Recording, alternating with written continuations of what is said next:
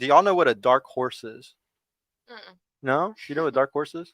I know the wine, dark horse. No, no. Have you ever heard of what a dark horse is? Have you ever heard of what a dark horse is? So a dark horse, ladies, is the when you go to the horse races, it's the horse that has the worst odds. Mm. So say it's like 32 to 1 or 50 to 1, like crazy numbers. Y'all want to find a dark horse. Okay? That's the hardest thing for a woman today. And now we also like shout out to Rich Cooper. We like to say that women like to wait at the finish line. I don't think it's I mean, don't get me wrong, it's safe for y'all to wait at the finish line. I told y'all from the start of this show, the best bet for y'all is a beta bucks. And the beta bucks guy is the guy that is going to be you're basically grabbing him at the finish line kind of. Mm.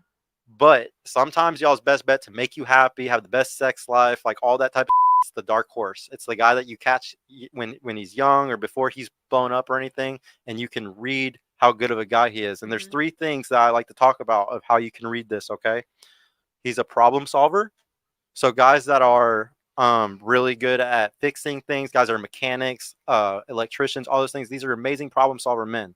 Amazing. I'd say that they're always a good bet if they have a problem solver.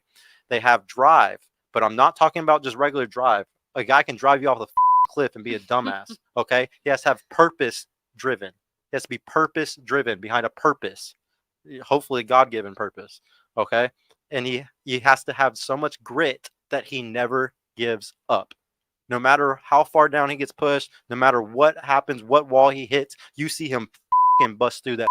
And you just see him every time something hits him in the face, he hits back even harder. If y'all can find a guy with those things, you can find a dark horse. But I will tell you right now, it's very hard to do this. But I would argue that it's probably y'all's best bet other than the beta bucks guy. Because the thing is, that guy, he's a beta and an alpha at that point, and he's going to develop into those things as he gets better. He's Mm-hmm. probably going to be very alpha if he has those three traits that I talked about.